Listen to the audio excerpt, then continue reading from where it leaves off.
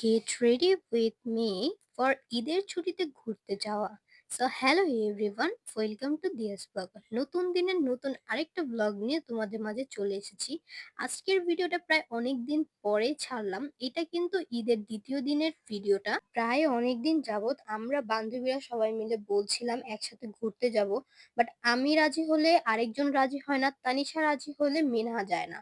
মানে কি একটা বলবো, হযবর অবস্থা। তো ঈদের ২য় দিন আমাদের সবারই একটা মুড হলো যে ঘুরতে যাব। তাও আবার হাফ বেলায় এসে সবাই প্ল্যান করলাম যে ঘুরতে যাব।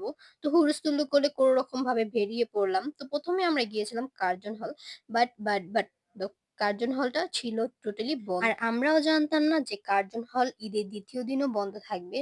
আমরা এতটুকু জানতাম যে ঈদের দিন হয়তো বন্ধ থাকবে, ২য় দিন বন্ধ থাকবে সেটা মাথায় ছিল না। যাই হোক, এইখান থেকে যাওয়ার সময় এত সুন্দর, সুন্দর জিনিসগুলো চোখে পড়লো। মাটির হাঁড়ি, পাতিল, ইভেন আরো নানান ধরনের অনেক কিছু। আর এত সুন্দর, সুন্দর জিনিস দেখে কয়েকটা জিনিস এতটা পরিমাণে পছন্দ হয়েছিল, কিন্তু প্রচুর পরিমাণের দাম। এইখানে এই চুড়িটা ছিল আমার সবথেকে বেশি দৃষ্টি আকর্ষণ করেছিল।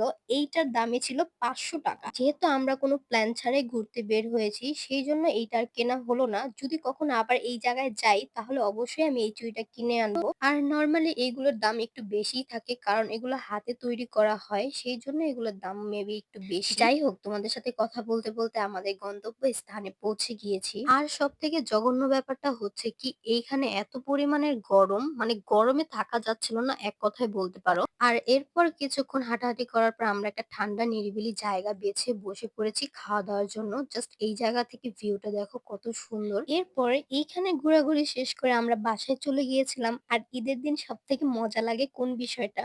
পুরো রাস্তা ফাঁকা থাকে, খালি থাকে। এতটা পরিমাণে ভালো লাগে। তো যাই হোক, তোমাদের সাথে কথা বলতে, বলতে বাসায় চলে গিয়েছি। আর বাসায় গিয়েই দেখি বাবা এতগুলো ফল নিয়ে আসছিল।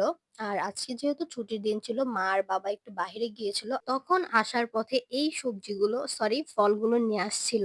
তো এই ফলগুলো গরমের ফল। তো আমাদের তেমনভাবে এখনো গরমের ফল খাওয়া হয় নাই। সেজন্য আমার বাবা আজকে যেয়ে নিয়ে আসছিল। তো আজকের ভিডিওটা এই পর্যন্তই থাকলো। আর নেক্সট ভিডিওতে আরো ভালো কিছু পাচ্ছ। তো আজকের ভিডিওটা এই পর্যন্তই। সবাই ভালো থেকো, সুস্থ থেকো। সবাইকে টাটা।